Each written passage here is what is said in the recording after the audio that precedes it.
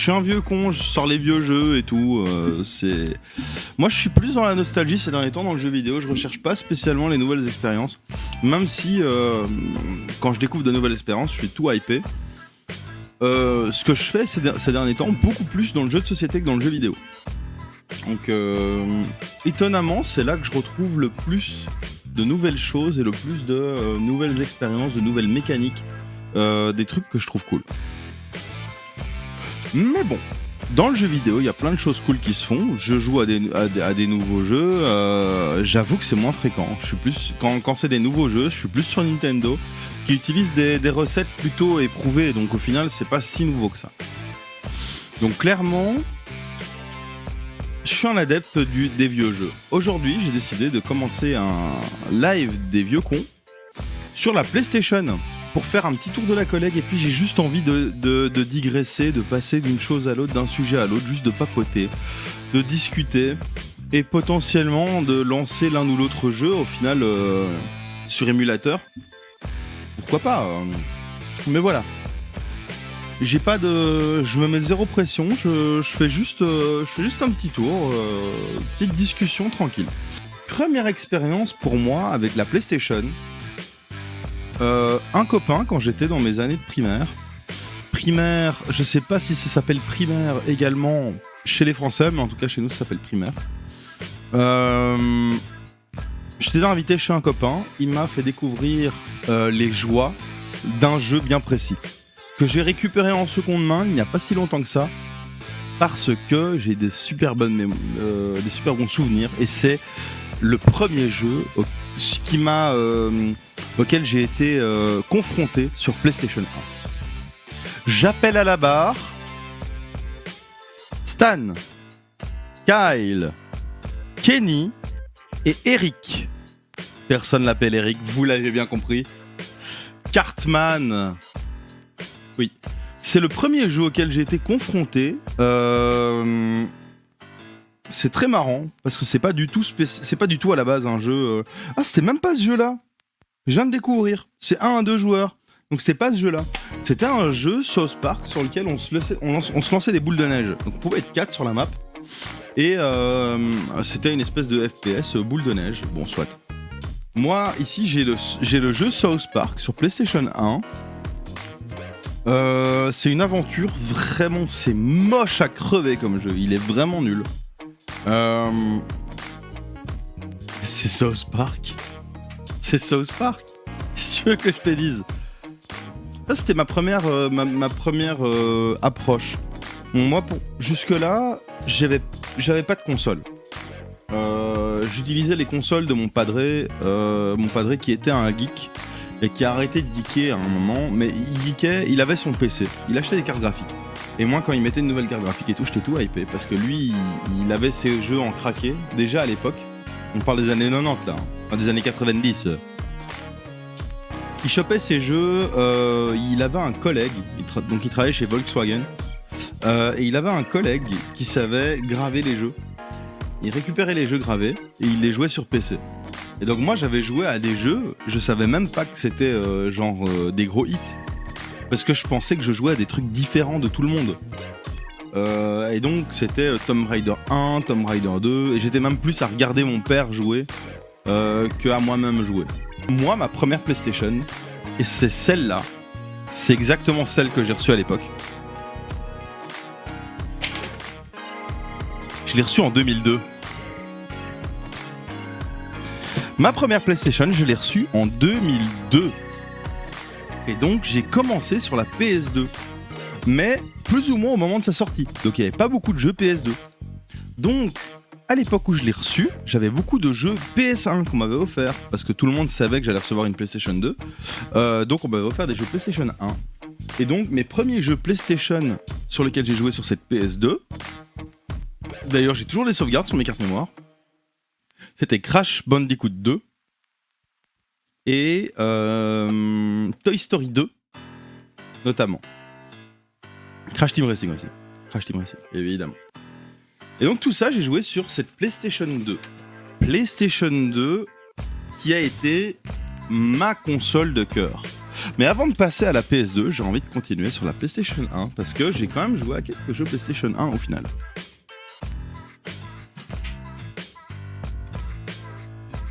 Cette PlayStation 1, croyez-le pas, je l'ai récupérée dans une brocante il y a pas longtemps pour 10 balles. 10 freaking fucking euros. 10 €, c'est rien. Et dedans, avec cette PlayStation 1,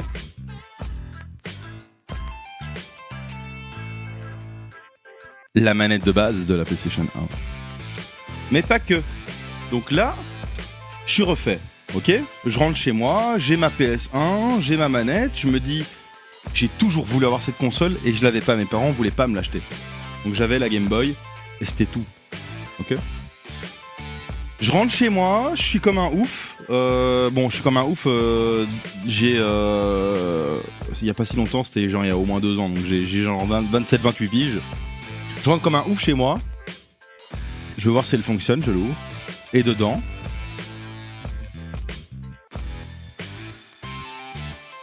le type avait laissé GTA 2, les gars.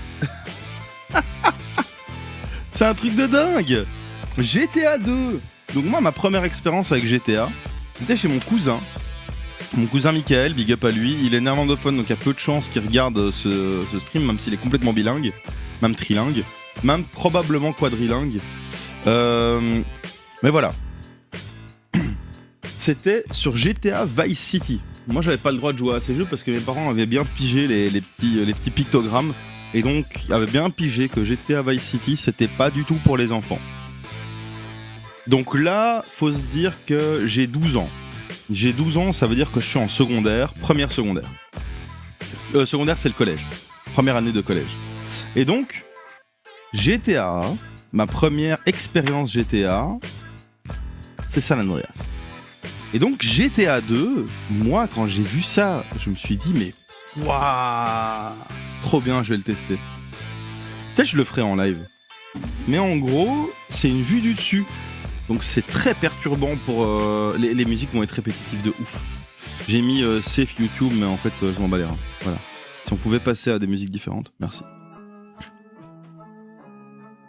Donc, GTA 2, en fait, au début, je me disais, putain, ça a l'air pas facile et tout, c'est une vue du dessus, c'est bizarre.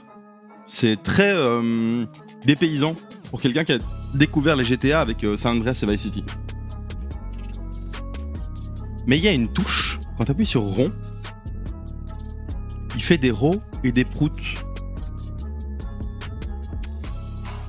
Bon, c'est bon. 10 sur 10. Gotti. Tu as demandé de plus. Mais donc j'ai la petite PlayStation 1 avec sa manette. Et GTA 2. GTA 2. Alors, les jeux PlayStation 1 que je possède encore. Quand je dis je possède encore, c'est parce que comme la plupart des gens de mon époque, c'est-à-dire, moi je suis né en 90, pile. Les gens de mon époque, on se retrouvait à vendre nos jeux au rabais dans des brocantes. Donc c'est ce qui me reste. Dans ce qu'il me reste, en parlant PlayStation 1 ou PS1. Parce qu'à l'époque, moi j'avais ma PS2, ma cousine a reçu sa PS1. Une PS1, c'était une PlayStation 1, mais genre plus petite, et il me semble qu'elle se voulait plus facilement transportable. Je sais plus exactement comment ça fonctionnait. Sur PlayStation 1, un jeu sur lequel j'ai passé énormément de temps et que j'ai fini, Harry Potter à l'école des sorciers. Si je fais un jour une rétrospective à Harry Potter, je le ferai, c'est sûr. Parce que je l'ai refait il y a même pas très longtemps en plus. Donc dedans, il y a encore tout, hein. Il y a encore le livret, il y a encore le disque, il y a tout, hein. Et donc, ça, c'est mon jeu de l'époque en plus. Je l'ai pas racheté, il me semble. Donc c'est Harry Potter à l'école des sorciers. J'ai passé beaucoup de temps dessus. Un jeu qui a réussi à passer au travers des brocantes et on se demande bien pourquoi. C'est un jeu que ma sœur avait reçu. Mais c'est moi qui l'ai fini. Les 102 Dalmatiens à la rescousse. God damn, c'était bon. Franchement, c'est des souvenirs qui sont cool au final. Hein. Et donc, les 100 jeux dalmatiens, j'ai encore donc, le livret et tout. C'était un jeu de mini-level où on était dans un musée avec les 102 dalmatiens, quoi. Un de mes tout premiers jeux également, que j'ai reçu avant donc, ma PlayStation 2, et donc je me suis retrouvé à y jouer avec les Crash Bandicoot 1, etc. C'était Rayman 2. Rayman 2. Rayman, c'est un peu une légende des jeux vidéo de l'époque. C'est vraiment dans les années 90-2000 qu'il a explosé. Et il a réussi à faire un retour avec ces petits jeux de plateforme bien sentis qui sont sortis il n'y a pas si longtemps que ça. Je sais plus il y a combien de temps, il y a une dizaine d'années, non, même moins. Mais Rayman 2, c'était une révolution à l'époque. Hein. En plus, ici, c'est une version, je sais même pas d'où je la sors. C'est probablement une version que j'ai récupérée. Donc j'avais le jeu quand j'étais petit, je l'ai vendu en brocante, je l'ai récupéré. D'ailleurs, on le voit, c'est un Platinum. Moi, à l'époque, quand je l'ai eu, il venait de sortir. Et là, à l'arrière, je vois que c'est en anglais et en russe. Ah non, en anglais et en... Merde, c'est du néerlandais. En groep medonkoloze piraten in Raymans wereld binnengevallen en hebben de levensenergie van de planeet gestolen. Jazeker. Ik spreek Nederlands van de België. Donc, pas d'accent hollandais par ici. Mais donc, c'est une version néerlandophone du jeu, va savoir, je ne sais pas. Édité en néerlandais et en anglais, pas en français, ça m'étonne. Alors, un autre jeu qui a passé, qui a réussi à passer dans les mailles du filet des brocantes, de nouveau, va savoir pourquoi, hein. C'est de nouveau un jeu qui était à ma petite sœur. Et celui-là, j'y ai même jamais joué. Alexandra Lederman. Pour les aficionados, les jeux Alexandra Lederman, en fait, ce sont des jeux d'équitation. On fait des concours d'équitation, on fait des concours de dressage et tout, c'est chiant à crever. Mais voilà, ma sœur avait le Alexandra Lederman 2 sur PlayStation et il est encore là. Et alors, j'ai Tekken 2. Voilà. Là, je fais zéro suspense. Tekken 2. Tekken. Qu'est-ce que je peux dire sur Tekken de plus que c'est Tekken? Donc à l'époque, c'était vraiment le jeu de combat. Regardez l'épaisseur du fascicule pour un jeu de combat. Ils ont pété un câble. C'est édité dans toutes les langues du monde. Moi aussi, c'est une version de Platinum. Donc c'est probablement un jeu que j'ai récupéré plus tard. Donc sur PlayStation 1, j'ai quasi plus rien. Moi, les jeux qui m'ont le plus marqué, en tout cas, c'était les Crash Bandicoot. Donc... Ah non, j'ai encore des jeux, pardon. On n'a pas du tout fait le tour de ma collègue.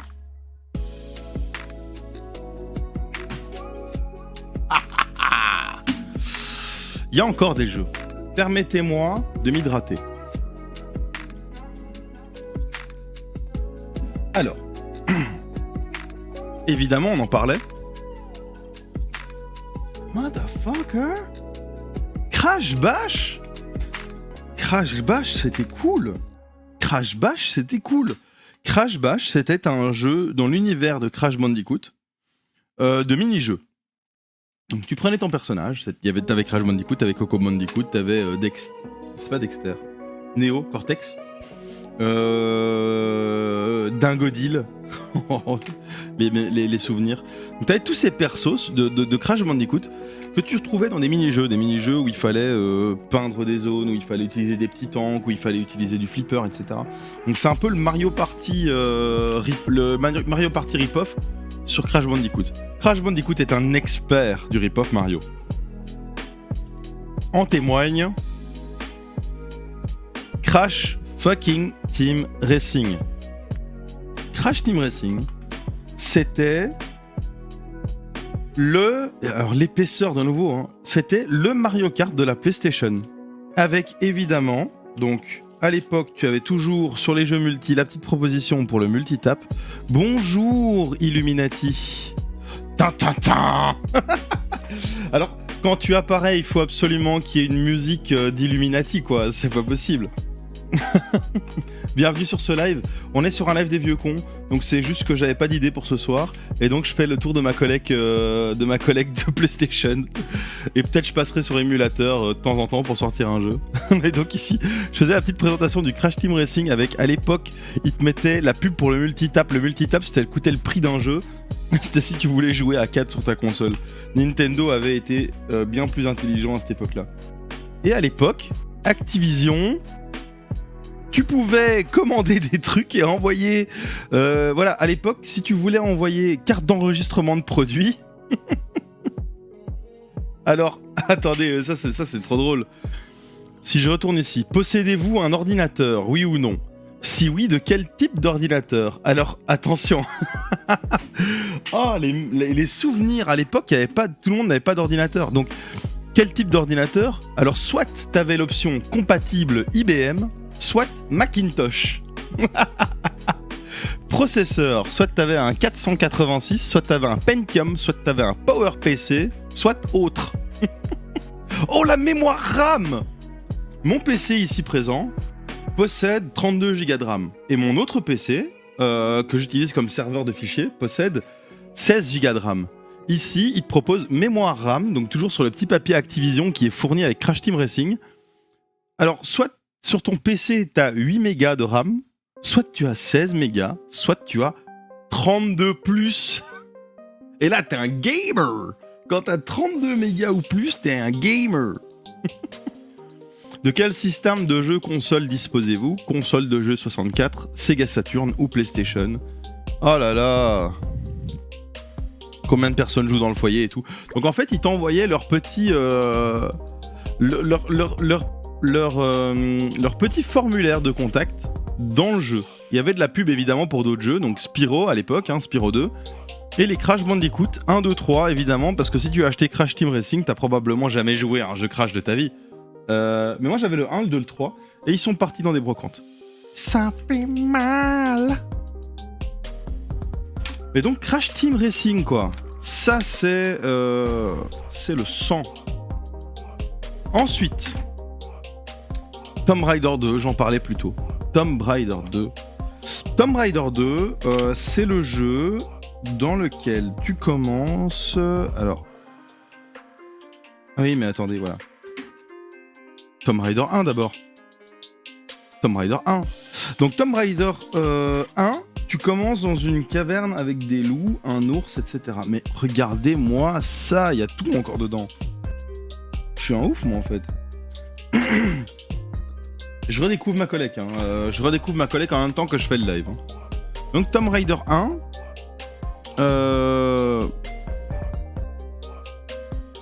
Tu commences, il y a des loups. Je l'ai fini, je l'ai fini. Ce qui est toujours drôle, c'est le manoir de Lara Croft, dans lequel tu peux faire des tricks et tout.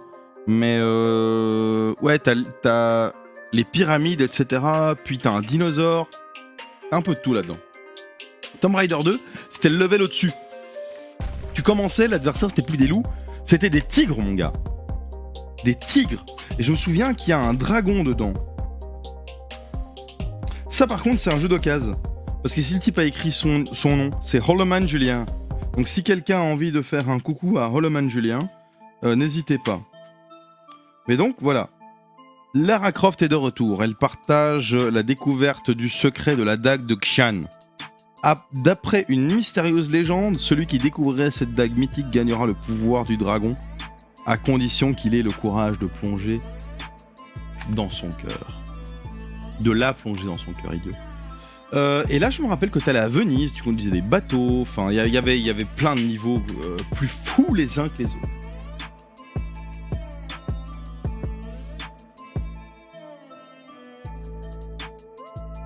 Et alors, croyez-le pas, dans la même brocante, exactement la même, dans laquelle j'ai acheté ma PlayStation 1 flambant neuve avec GTA 2 dedans, je rappelle.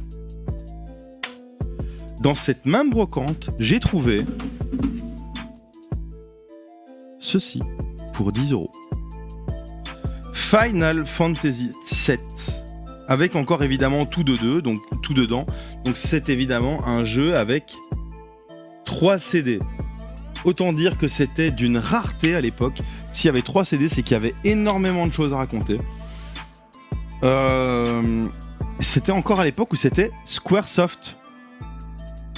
Donc Squaresoft a été racheté, si je me souviens bien, par Enix, c'est devenu Square Enix ou un truc du style à l'époque. Mais voilà, Final Fantasy VII, partie de ma collection de jeux PlayStation 1 que je vais de suite remettre dans l'armoire.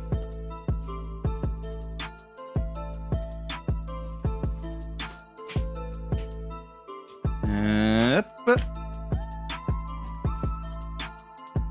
Alors, je sais, chronologiquement, va y avoir un problème.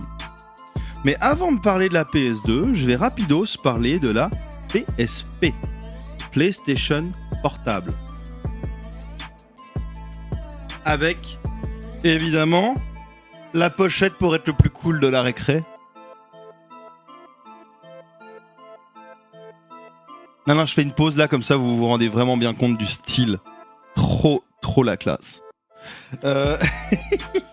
J'avais une pochette trop street.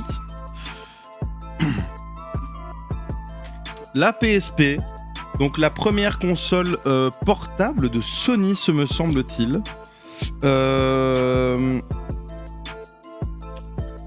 PlayStation Portable, c'était une révolution à l'époque. Parce que à cette époque-là, les concurrents de la PSP, me semble-t-il, étaient... alors il y a eu une console chelou, n'allez même pas voir, Nokia. Et il me semble qu'à cette époque-là, c'était même pas la DS, c'était encore la Game Boy Advance. Peut-être je me trompe, hein, mais c'était l'Advance SP, il me semble. On en reparlera quand je ferai mon live vieux con sur Nintendo. Mais donc ici, voilà, la PSP que j'ai eue bien après sa phase de hype.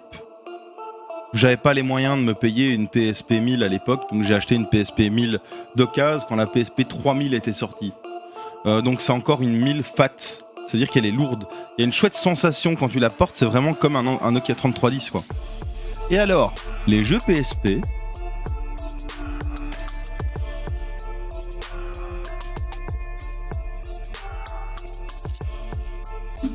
Voilà. Pardon. Mes jeux PSP. Medal of Honor Heroes 2. Petit FPS. Ça mange pas de pain. À l'époque, sur la PSP, on avait les UMD. C'est quoi UMD? Alors je sais plus, c'est l'acronyme de quoi? Je sais plus de quoi l'acronyme... ce que l'acronyme signifie. Mais en gros, ce sont des mini-disques. Un peu comme on a pu en voir sur la GameCube. Le GameCube, sauf que c'est un cube, et voilà. UMD, ce sont les mini-disques PlayStation Portable que tu avais sous ce format-là. Il faut savoir qu'à l'époque, les mecs ont réussi à te vendre des films sur UMD.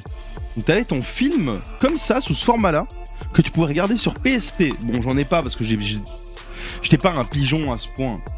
Mais c'est un truc de dingue quand même. Toujours avec évidemment le petit fascicule et tout. Mais voilà, je trouve ça dingue qu'à l'époque, on te vendait des films en UMD. Donc ça c'est Medal of Honor Heroes, petit FPS de guerre, Deuxième Guerre mondiale.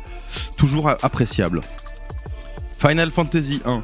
Alors on va voir petit à petit tout le long de ce live mon amour pour les Final Fantasy, évidemment. Donc Final Fantasy 7 sur PS1. Final Fantasy 1 sur PSP, donc évidemment c'est un reboot avec toujours à l'époque ça quoi. Votre avis nous intéresse. Rappelez-vous à l'époque il n'y avait pas internet. Aujourd'hui, même moi j'ai du mal à y croire. D'avoir vécu sans internet aujourd'hui, en fait, s'il n'y a plus internet, la moitié des choses ne fonctionnent plus. Ta banque ne fonctionne plus, ton fournisseur de jeux vidéo ne fonctionne plus, les magasins ne fonctionnent plus rien ne fonctionne. Les hôpitaux ont juste des backups où ils font tout par papier le temps que internet revienne. Enfin, que le réseau revienne. Et donc, si tu as une coupure de courant, il n'y a plus rien qui tourne. Et donc voilà, ça à l'époque, quand les mecs voulaient savoir ce que tu avais pensé de leur jeu, ils te mettaient un formulaire dans la boîte.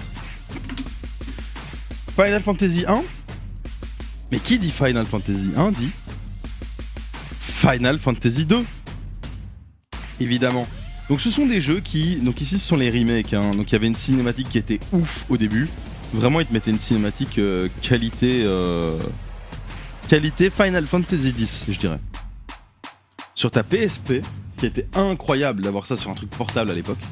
Mais ensuite, les graphismes du jeu, c'était graphisme GBA. Tout simplement. T'étais sur une vue top-down à la Zelda et tu faisais ton petit RPG dans ton coin classique. Sur PSP, évidemment, ils ont sorti GTA Vice City Stories, GTA Liberty City Stories, etc., etc. Avec, dans la boîte, une map, enfin un poster, avec d'un côté, classique pour les GTA au final, hein. D'un côté donc un poster. Alors si je pense ça dans ma chambre, je crois que mon padré me donnait une tatane à l'époque. Parce qu'à l'époque c'était pas aussi accepté qu'aujourd'hui, hein. Aujourd'hui c'est plus la même chose, on est d'accord. Et de l'autre côté évidemment la petite map de Vice City. Pourquoi c'est pas Vice City? Pourquoi c'est Vice City Stories? Parce qu'à l'époque sur les UMD tu pouvais pas mettre tout ce qu'il y avait sur un jeu PS2 évidemment. Donc les jeux étaient plus courts donc et moins jolis évidemment. Donc Vice City Stories il piquait les yeux. J'ai pas intérêt de piquer les yeux. Mais je l'ai fait, c'était cool. Un jeu... Oh, c'est moche parce que je spoil ma tech PS2 avec ce PSP. Mais un jeu que j'ai adoré sur PS2 et du coup que je voulais jouer sur portable est sorti sur portable. SSX On Tour, c'était incroyable. Les SSX, ce sont des jeux, donc toujours le petit UMD évidemment, et le petit livret. C'était des jeux de tricks snowboard, ski. Donc tu choisis snowboard ou ski. Donc en fait c'était vraiment le concurrent pour moi. Pour moi c'était le concurrent au Tony Hawk. Tout simplement. T'avais le Tony Hawk pour le skate et t'avais les SSX pour le snowboard. C'était trop cool. Le SSX On Tour pour moi c'était le meilleur. Une de mes licences favorites. Enfin, favorite, non. Une de mes Madeleines de Proust, on va dire. C'est-à-dire que... et d'ailleurs, à partir de maintenant, on va appeler ça une Madeleine de Proust. Parce que ça me fait trop rire, les proutes. Une de mes Madeleines de Proust, c'est... cette licence-ci. Kingdom Hearts. Parce qu'à l'époque, sur PlayStation 2, j'avais joué à Kingdom Hearts 1 et personne osait dire qu'il jouait à un jeu Disney avec Mickey, avec Donald, avec Dingo. Parce que à l'époque, si tu voulais te renseigner sur un jeu, t'avais pas internet et des mecs pour te dire ce jeu il est trop bien. Enfin si, t'avais etagejv.com, mais en réalité, si tu faisais partie des gens qui allaient sur EtaJV, t'étais un geek, c'était la base. Parce qu'en fait, tu payais 50 cents ta minute. Ça coûtait une fortune internet à l'époque. Donc tu payais à la minute. Donc Kingdom Hearts, personne n'en parlait trop, mais il y a plein de gens qui y avaient joué. Et moi perso, Kingdom Hearts 1, c'était mon petit jardin secret, mon petit... c'était le jeu que j'avais surkiffé. Donc à l'époque, je faisais mes examens... Je parle vraiment comme un vieux con, c'est pour ça que ça s'appelle le stream des vieux cons, merde. Je faisais mes examens en présentiel à mon école secondaire. Et l'après-midi, je devais étudier. Bon. Hein, quand tu demandes à un gamin de 14 ans d'étudier l'après-midi, toute l'après-midi, alors qu'il a encore toute la soirée devant lui, qu'est-ce qu'il fait? Il joue à la PlayStation. On est d'accord. Donc à l'époque, j'ai joué à Kingdom Hearts 1. Et alors, il me semble qu'à l'époque de Kingdom Hearts 2, j'étais encore en secondaire, donc j'avais encore des examens comme ça. Et j'ai joué à Kingdom Hearts 2 et j'ai lu en cachette aussi Harry Potter 5, l'Ordre du Phénix. Donc c'était les trucs que je faisais en cachette à la place d'examen. Et donc Kingdom Hearts, c'est vraiment une de mes Madeleines de Proust. Et ici, j'ai la version PSP, donc c'est Kingdom Hearts Birth by Sleep, qui raconte... alors, c'est l'histoire de... Je me rappelle même plus le nom des trois héros. Vénus, Terra et Aqua. Voilà. Vénus, Terra et Aqua, qui sont trois porteurs de Keyblade, mais genre bien avant l'histoire de Kingdom Hearts 1 et 2. Qui reviennent dans Kingdom Hearts 3 d'ailleurs. No spoil. Enfin, c'est complètement un spoil, mais... Attention, spoil. Voilà.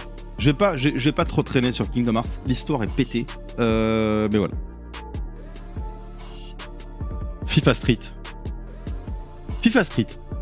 FIFA Street, c'est un des jeux que j'ai le plus kiffé sur PSP. Je suis pas spécialement jeu de foot, mais FIFA Street, tu faisais tes tricks, tu faisais ton personnage, tu l'augmentais, tu découvrais de nouveaux tricks et tout, c'était vraiment cool. Et donc j'avais FIFA Street 2 sur PSP, et c'était vraiment cool. Je crois qu'aujourd'hui ces modes de jeu sont intégrés dans les jeux FIFA. Vous me direz les footkicks. Et alors de nouveau une licence que j'ai surkiffé et qui n'existe plus aujourd'hui, j'ai l'impression en tout cas. Dites-le moi si je me trompe. Hein. En tout cas, j'ai l'impression que ça fait des années qu'il n'y a plus un jeu de cette licence qui est sorti. Burnout. Burnout Dominator. Donc, savoir qu'un burnout, c'est quand tu donc t'es à l'arrêt en voiture, tu mets les gaz à fond, tu passes la première et en fait t'es tellement à fond que tes roues vont tourner sur le sol, faire de la fumée avant de démarrer. C'est un truc du style. Donc le burnout, c'est quand tu restes à l'arrêt et que ta roue tourne et en fait que le pneu suce sur le sol, hein, qu'on se le dise, tu niques ton pneu. Et Burnout, c'était donc un jeu de course, mais course... En fait, pour moi, c'était le concurrent à Need for Speed, que tout le monde attendait. Parce que jusque-là, t'avais Need for Speed, t'avais une autre licence dont je me rappelle plus le nom, sur PlayStation. Midnight Club, un truc comme ça. Et tu avais les Gran Turismo. Les Gran Turismo, c'était complètement de la simulation. Donc Burnout, pour moi, c'était vraiment le concurrent. Et donc le but, c'était de faire des dégâts, de cracher des bagnoles, d'aller vite. Et en fait, ça allait tellement vite que t'attrapais des réflexes de dingue à force de jouer à ce jeu. Donc voilà, ça c'est un peu le tour de ma petite collecte là sur PlayStation Portable. Alors un autre jeu que j'ai sur PlayStation Portable et que j'ai présenté durant un live précédent, donc mon premier live rétrospective Star Wars. Donc les lives rétrospectifs, c'est les lives où je flex. Vous allez me dire, mais tu fais ça là maintenant? Oui, je flex tout le temps. Elite Squadron. Donc c'est Star Wars Battlefront. Et en gros, c'est un Battlefront quoi. T'as un champ de bataille, t'as tes soldats, mais toi tu joues un personnage et le but c'est de dégommer la partie adverse. Voilà, on a vu la petite PlayStation 1, on a vu la petite PSP, il est temps de passer à ma console. La console sur laquelle j'ai passé le plus de temps et la console qui m'a fait découvrir au final les plaisirs du jeu vidéo. Parce qu'à l'époque, j'étais pas spécialement jeu vidéo. La PS2. Regardez-moi ça. Comme c'est moche. C'est moche et c'est beau à la fois. C'est-à-dire que c'est devenu beau avec le temps. Mais faut pas déconner, c'est dégueulasse. Et à l'époque, en fait, cette console était une des rares consoles qui avait un lecteur DVD. Donc mes parents avaient consenti à me l'offrir pour une Saint-Nicolas parce que ils considéraient qu'ils achetaient également un lecteur DVD. Et donc ils disaient ok, on te l'offre, mais on peut l'utiliser comme lecteur DVD quand on veut mater un film. Tout bénef, moi je dis ouais, vas-y, fais péter mon gars, fais péter. C'est la console sur laquelle j'ai perdu le plus de jeux. C'est la console sur laquelle j'ai dépensé le plus d'argent pour récupérer des jeux que j'ai eu dans le passé et que je n'avais plus parce que je les ai vendus en brocante. Donc, je vais faire un peu le tour de ma collecte de jeux PS2, on voit déjà là.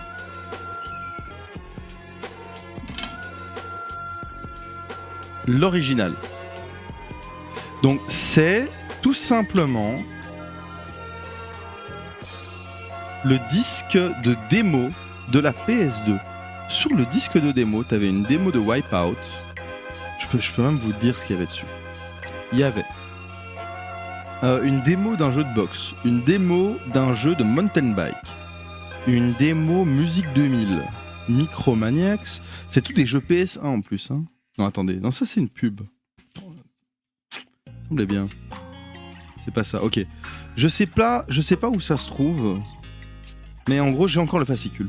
Mais dedans... Je vous rappelle qu'il y avait une démo de Wipeout, il y avait une démo d'un ou deux autres jeux comme ça. Il y avait une démo de Dead or Alive 2 si je me souviens bien. Mais donc ça c'est le disque de démo que tu recevais avec ta PS2. Donc quand tu recevais ta PS2,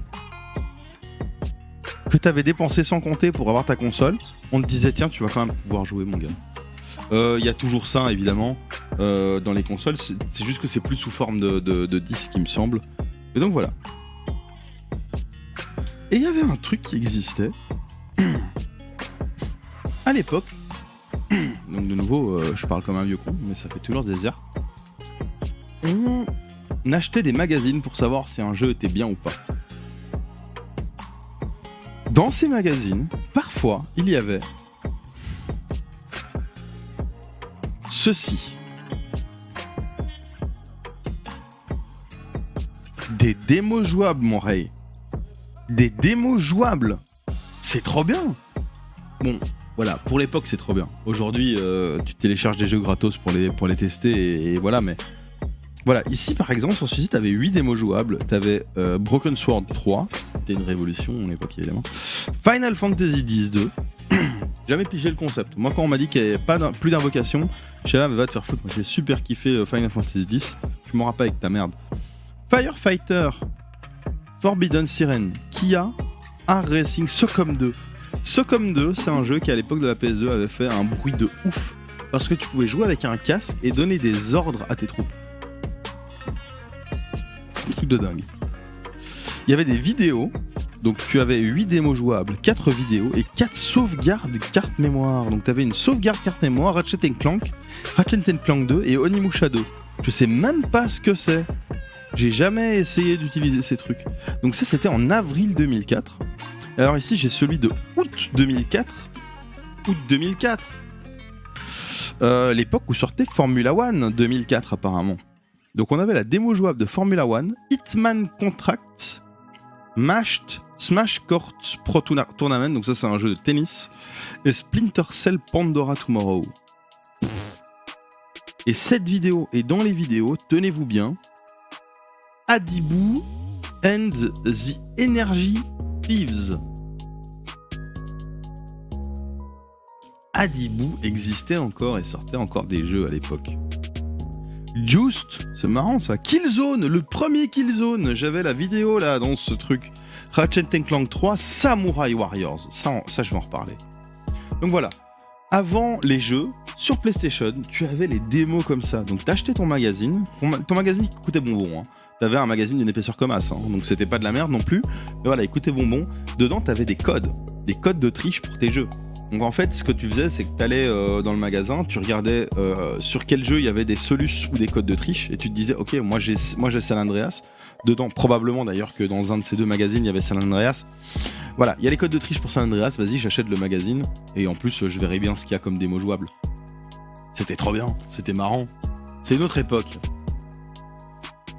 Alors, les jeux PS2 qui ont été sauvés ou que j'ai rachetés par la suite.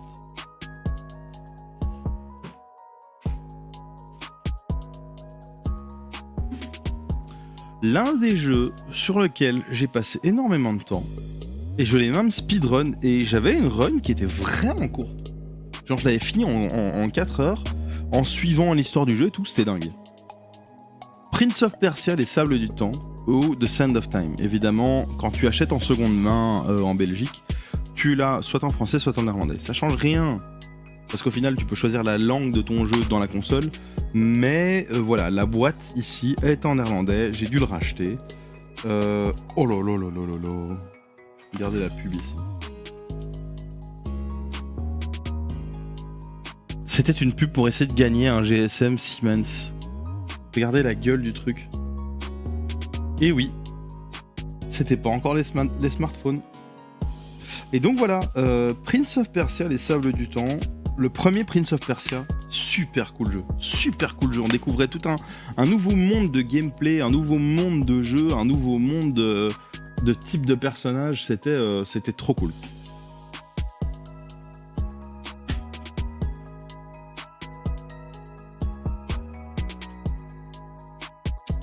Dark Watch. Alors ce jeu-là, j'avais échangé des jeux avec un pote, on était censé se les rééchanger, mais finalement on a complètement zappé. Aujourd'hui ce pote vit en Bulgarie, en Roumanie, je sais plus. Dof, bonjour à toi si jamais un jour tu vois cette vidéo. Et donc ici, c'était un jeu de cow-boy, mais un jeu de cow-boy un peu victorien steampunk. Comme on peut un peu voir avec Van Helsing, genre. C'était ouf ce jeu. Donc c'était un des rares FPS sur console de l'époque. Voilà. Overwatch. Alors, celui-là je le garde pour après. Metal Gear Solid 3 version Steelbook. Alors, celui-là, j'y ai jamais joué. Je vais vous dire pourquoi. Donc ici, je l'ai tout beau avec le truc et tout. Je l'ai acheté dans une brocante à Bruxelles, donc c'est à XL, à un geek, un gros geek. Je me suis dit, lui, ces jeux, il en a pris soin, c'est sûr. Bah en fait non. Il vendait les jeux qui fonctionnaient plus. Il a gardé ses jeux, c'est un gros geek. Voilà. Moi j'ai foi en l'humanité de base. Hein. Donc j'ai mis le jeu dedans, la console, et évidemment, il ne se lance pas. Voilà. Mais la boîte est belle. Donc je le garde quand même dans ma collecte. Un jeu sur lequel j'ai découvert beaucoup de choses. Je retire le prix, je l'ai acheté. Apparemment, c'est pas mon jeu, c'est un jeu que j'ai acheté en seconde main. J'ai donc peur de ce qui a pu se passer avec le livret de règles de ce jeu. Vous allez comprendre. Dead or Alive 2. Dead or Alive 2. Regardez juste le disque.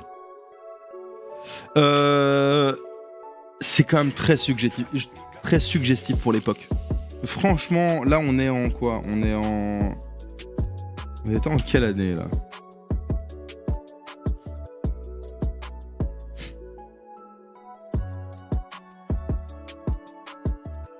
Bon, je vois pas l'année. J'ai un peu la flemme aussi de chercher. Mais c'est sûrement un carnet. Je devrais pouvoir trouver cette info. Merde. Alors, c'est où ? Dites-moi. Testeur, producteur. Oh là là là là.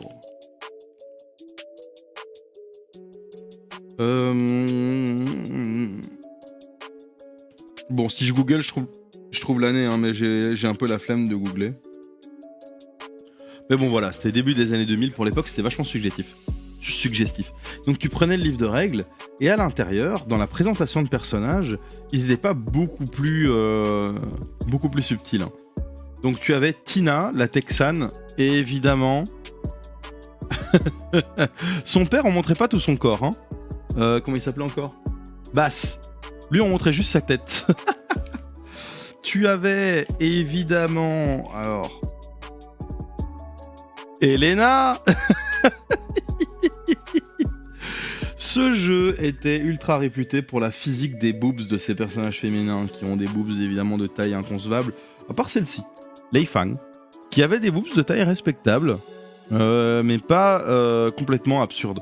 Et donc c'était vraiment un jeu, à côté de ça, très bon. C'était un jeu de combat qui était très très chouette à jouer. Très très chouette, il y avait des chouettes combos et tout. Moi j'ai surkiffé ce jeu. Au-delà évidemment des personnages à moitié à poil, des personnages féminins à moitié à poil, pardon, excusez-moi. Après, zéro jugement, hein. Et pour ceux qui kiffent les gars, achetez Kratos, achetez God of War, il est à moitié à poil. Hein. Mais voilà, à cette époque-là, avoir des personnages féminins, je précise, à moitié à poil, c'était rare, alors que les personnages masculins, t'en voyais partout. Et c'était trop cool. Le jeu était trop cool. Le jeu était bon, c'était un bon jeu de combat. Maintenant, le jeu sur lequel j'ai passé le plus de temps en dehors de mes jeux Game Boy. C'est vraiment le jeu sur lequel j'ai passé le plus de temps, je pense. Final Fantasy X. Mon monde a été chamboulé le jour où on m'a acheté Final Fantasy X. Ce jeu, pour l'époque, coûtait une fortune. Il coûtait genre 60€ à sa sortie. Faut savoir qu'avec l'inflation, 60€, c'est réellement, pour l'époque, une fortune. Évidemment, avec le livret et tout. Ça coûtait super cher. Vraiment super cher. Tu avais en plus, dans ta boîte, un DVD bonus qui t'expliquait un peu les backstage du jeu. Et tu avais évidemment le jeu. Après Final Fantasy X, évidemment, est sorti Final Fantasy XI, et Final Fantasy XI, c'était un MMO, donc c'était pas pour moi, enfin, si je me souviens bien. Et après FF11 est sorti FF12. Et FF12, c'est le premier Final Fantasy, et ça c'est le mien. Je le vois parce qu'il y a une petite trace de cramé, parce que c'est l'époque où j'ai commencé à découvrir les briquets. C'est très con un ado. Enfin bon. Final Fantasy XII, c'était le premier Final Fantasy dans lequel il ne faisait pas... dans lequel ce n'était pas du tour par tour. Donc, toujours à l'intérieur, là, toujours classe avec tout, évidemment. C'était pas du tour par tour, c'était le premier Final Fantasy où c'était du direct. Donc en gros, tu choisissais en live pendant le combat qui faisait quoi, etc.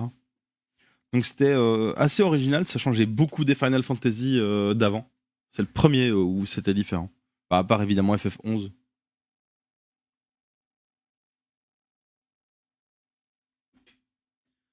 Incroyable, FF12. Et FF12, c'était le premier Final Fantasy aussi où, si tu jouais en mode normal, on ne te bloquait en rien. Donc c'est-à-dire que tu choisissais un perso, n'importe lequel, et tu pouvais le maxer dans n'importe quelle compétence. Donc ton perso qui à la base était un guerrier de corps à corps, tu pouvais en faire un guerrier de combat à distance, il s'en battait les reins. Alors que dans Final Fantasy X, quand tu commences, t'as ton sphérié, donc c'est l'endroit dans lequel t'achètes tes compétences, qui est bloqué de base. Je l'ai refait il y a pas longtemps d'ailleurs sur Switch Final Fantasy X, c'est toujours un plaisir. On continue le tour des jeux PlayStation 2 avec, j'en parlais plus tôt, Kingdom Hearts 1. Que dire? Après FF10, je me suis ramassé 7 claques. 7 claques de ouf. Kingdom Hearts, c'est un RPG aventure. Un RPG, un action RPG très axé sur l'aventure. Dans le monde de Disney et de Squaresoft. C'était un truc de dingue. Je remets de la musique. C'était ouf parce que là tu avais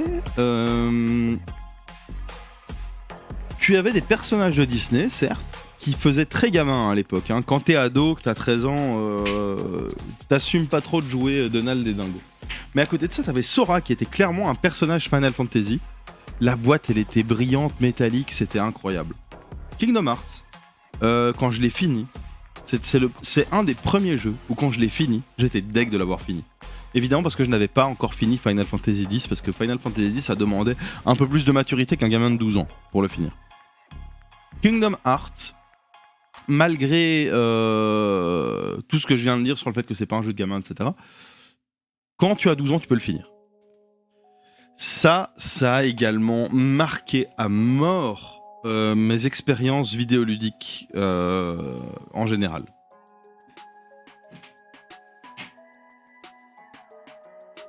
Et évidemment, on fait pas le 1 sans faire le 2. Le 2 qui part beaucoup plus dans le scénar. Donc tu commences déjà pas avec le perso principal du 1.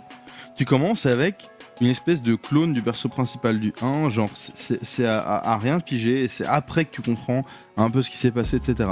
Dans les personnages secondaires, je sais pas si on le voit là, il y a genre le Mickey des années 30, il y a Jack Sparrow, il y a... donc tu visites des mondes de Disney. Donc dans le 1, tu visitais notamment...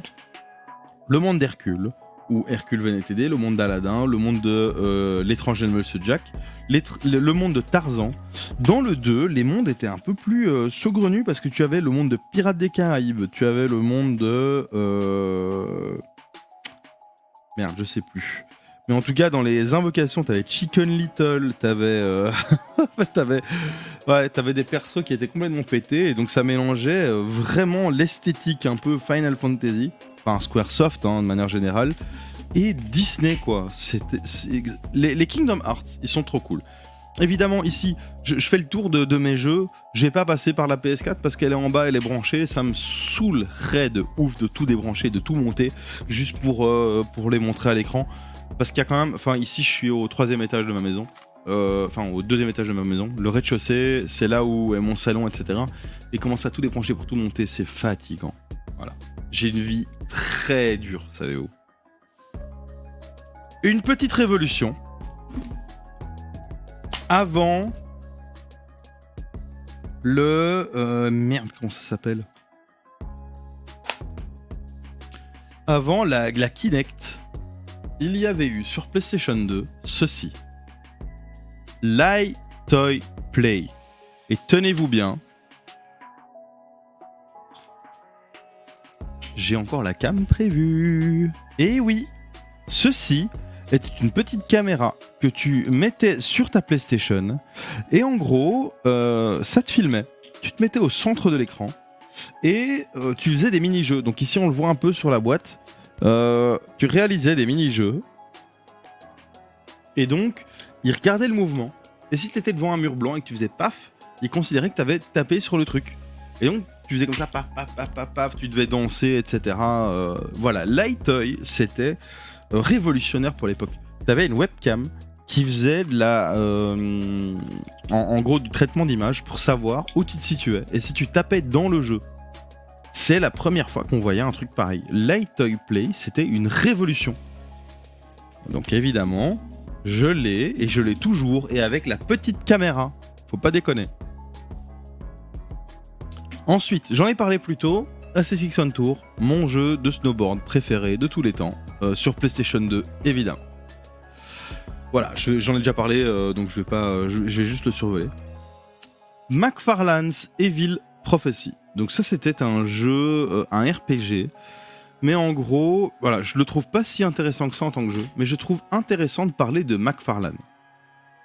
McFarlane, alors il me semble, hein, il y en a peut-être plusieurs, j'espère qu'il y en a pas plusieurs, mais McFarlane, c'est un auteur de comics notamment, qui a inventé le personnage, donc c'est Todd McFarlane, évidemment, qui a inventé le personnage de Spawn, et qui aujourd'hui fait des figurines de qualité incroyable. Donc Spawn, c'est ça. Donc ça, c'est l'un des personnages du comic Spawn. Donc il a inventé le personnage de Spawn, et il est assez présent dans l'univers d'ici, comme on peut le voir ici, mais il a toujours été un peu décalé par rapport au classique. Hein. Et donc McFarlane, il fait des figurines incroyables. Donc allez voir dans tous les cas, les figurines McFarlane, c'est trop cool. Donc dans Toy ici, j'en ai pas, mais je m'en achèterai un jour si vous vous abonnez à la chaîne. Et oui, sans moula, rien ne se passe. Classique. Mais attendez, comics. Donc les figurines comics. Je regarde vite fait. Donc Spawn, c'est un comics qui est super cool. Je l'ai pas ici sous la main. Je ferai peut-être un tour de mes comics, un de ces quatre. Je l'ai pas sous la main, mais Spawn, en gros, bah ici on a une figurine Spawn, mais c'est une figurine chelou. One Punch Man, Cyberpunk, attendez, gna gna gna, Cuphead, blablabla, Warhammer 40k, Skyrim, Spawn. Donc Spawn, en gros, c'est un personnage qui... Alors je ne sais même plus dans quel contexte, mais en gros, il se retrouve engagé en tant que suppôt de l'enfer. Et sa cape lui donne des pouvoirs, et lui, il a des flingues et tout. Enfin, c'est un perso qui est trop cool. Il est trop cool, ce perso. Et donc, t'as Medieval Spawn et tout, t'as plein de spawns différents. Et c'est McFarlane qui a créé ce personnage. Et donc, le jeu vidéo, c'est un jeu vidéo McFarlane. Voilà, le jeu vidéo en lui-même, je le trouve pas incroyable, mais je pense que c'était quand même intéressant de mentionner McFarlane. McFarlane, c'est un gars dans le comics, dans le monde des comics, qui a mis quand même une empreinte assez space. Le jeu sur lequel j'ai découvert cette licence, après avoir passé évidemment une soirée chez mon cousin à jouer à Vice City, c'est San Andreas. San Andreas. On est retourné à San Andreas, à Los Santos, avec GTA V. Mais San Andreas, c'est The Real OD, comme on dit. Avec évidemment le poster qu'on recevait. San Andreas et la map derrière. Donc c'était la première fois qu'un open world avait une taille aussi grande. Déjà les open world ça n'existait pas tant que ça. Hein. C'était San Andreas, c'était GTA et basta. Hein. Mais alors, une map aussi grande, un jeu avec une aussi grande profondeur en open world, c'était incroyable, l'histoire incroyable, tout incroyable, tout incroyable. Et je me rappelle que à l'époque, je me le suis acheté, en gros j'étais en route pour rentrer à la maison et mon père m'a dit machin brol, t'as reçu autant d'argent pour, je sais plus, c'était mon anniversaire ou Noël, je sais plus. Et j'ai dit arrêtons-nous dans ce magasin, je veux GTA San Andreas. Et j'étais sur le cul quand il a dit ok, à l'aise. On s'est arrêté. J'ai acheté mon GTA, je suis rentré. Et je me suis pris une des clacousses de ma life. Donc GTA San Andreas, Final Fantasy X, c'est vraiment mes trucs. Et à l'époque, donc comme je le disais, on payait les sites internet à la minute. Donc il s'agissait de pas traîner. Donc ce qu'on faisait, c'est qu'on chargeait la page et qu'on l'imprimait vite fait, bien fait. Et donc j'ai imprimé tous les cheat codes, donc c'est 4 pages. Faut se dire qu'aujourd'hui, tu vas sur une page web, donc jeuxvideo.com/étage-IVA, hein, quand même. L'époque, quoi. C'est toujours le même site, quoi. C'est incroyable. Et donc, aujourd'hui, tu cherches ta page internet, tu regardes tes codes, tu les fais, tu les regardes même sur ton GSM, tu t'en bats les reins. Mais à l'époque, ça coûtait moins cher d'utiliser du papier et de l'encre que de naviguer sur internet. C'est quand même dingue, hein. Et donc là, t'avais genre, pour avoir les muscles au maximum, pour avoir les muscles au minimum, donc quand t'allais à la salle, tu musclais, donc tu pouvais devenir super base. Pour avoir la graisse au maximum, donc si t'allais dans le jeu, si t'allais au fast-food, et que tu bouffais blindé de fast-food, tu grossissais. Mais tu savais plus courir, du coup. Et puis il y avait des trucs genre super coup de poing, quand tu donnais un coup de poing, le type s'envolait.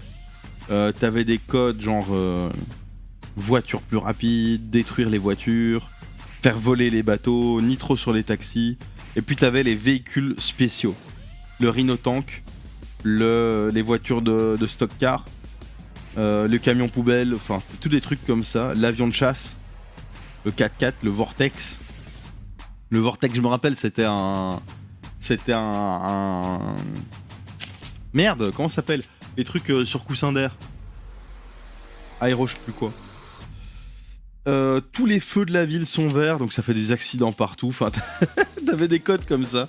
C'était franchement un jeu qui a révolutionné le game. Aujourd'hui, toute ma génération qui joue au GTA, c'est en mémoire de ce jeu. Hein. C'est le GTA San Andreas, hein, pour de vrai. Et alors pour moi, mon préféré de cette licence, Tony Hawk American Wasteland. C'était le Tony Hawk le plus punk de tous les Tony Hawk. Donc Tony Hawk est un professionnel du skateboard, pour ceux qui ne connaissent pas, et il a donc évidemment, il y a une licence qui porte son nom sur jeux vidéo qui s'appelle Tony Hawk, et c'est les jeux vidéo. Il y a eu Tony Hawk 1, 2, Tony Hawk Underground, etc. Et moi, mon préféré, c'était donc Tony Hawk American Wasteland, qui était très très punk. Donc dedans, t'avais du Sex Pistols et tout comme musique. Tu faisais un skatepark dans un truc désaffecté. Tu pouvais avoir une crête qui allait... C'était incroyable. Et tu pouvais débloquer comme perso caché des persos comme Billy Joe Armstrong, qui est le chanteur de Green Day. Et des persos comme ça. C'était trop trop drôle.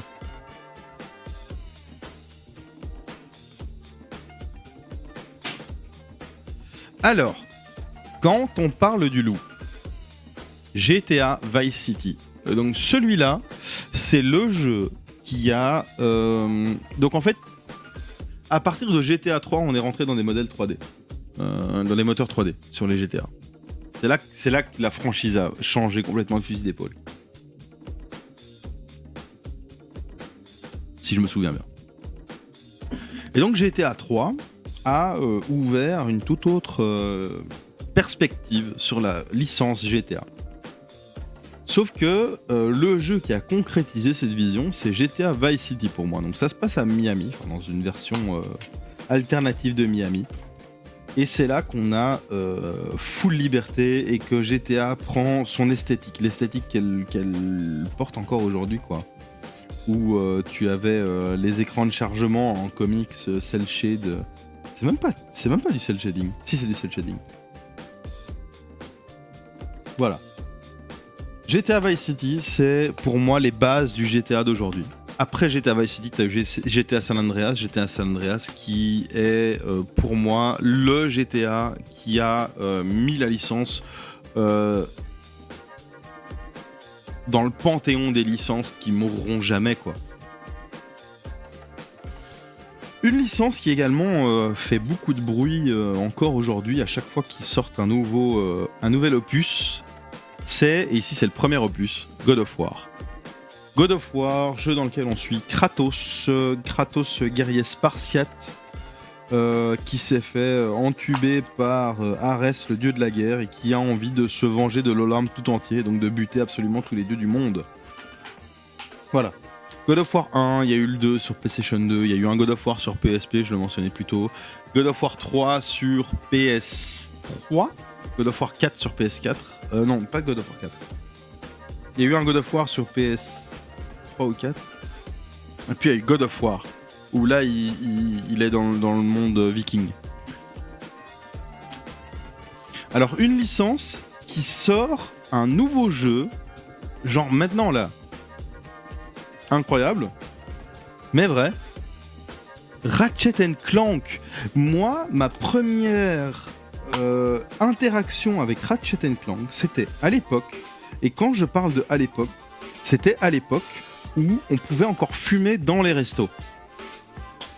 Donc, avec ma famille, on allait souvent à un Pizza Hut qui était dans le coin pour manger le week-end. On faisait plaisir aux gamins.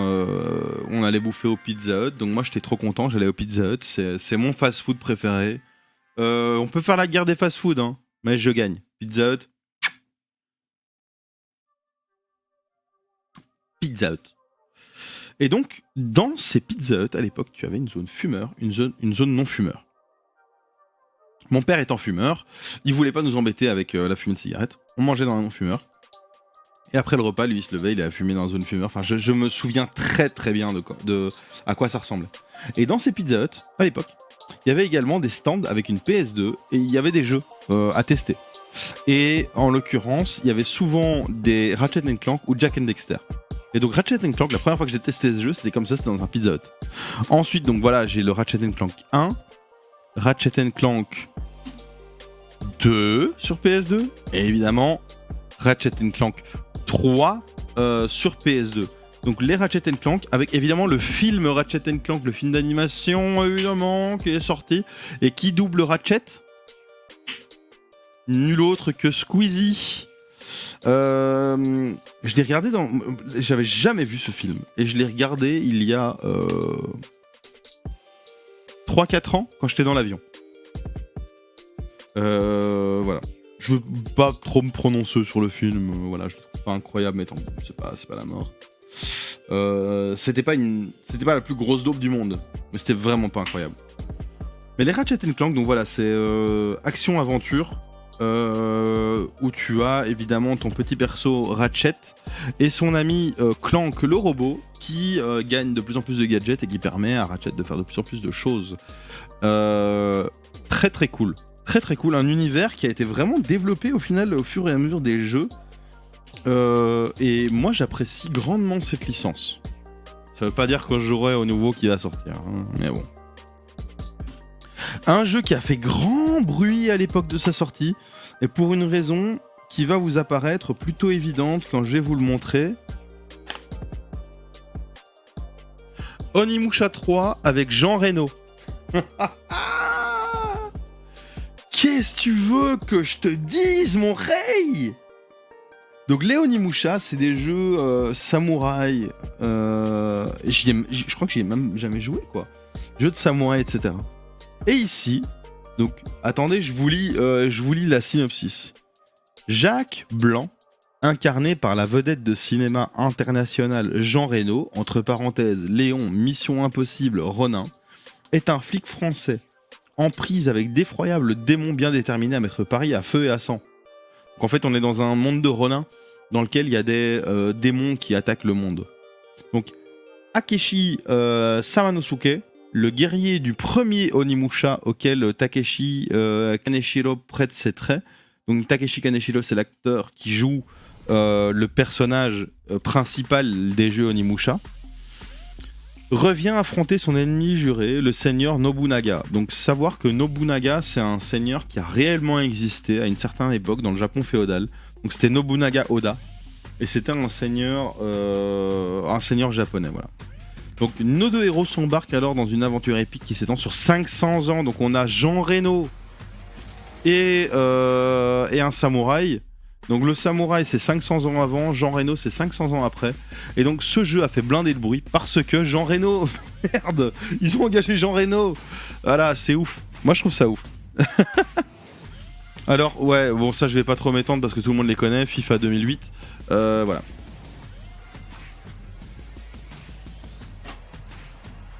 On continue avec un jeu sur lequel j'ai passé un temps de dingue. Dragon Ball Z Budokai 3, le premier jeu Dragon Ball Z dans lequel on avait du GT. Donc GT, on dit ce qu'on en veut, hein, c'est pas ouf et tout.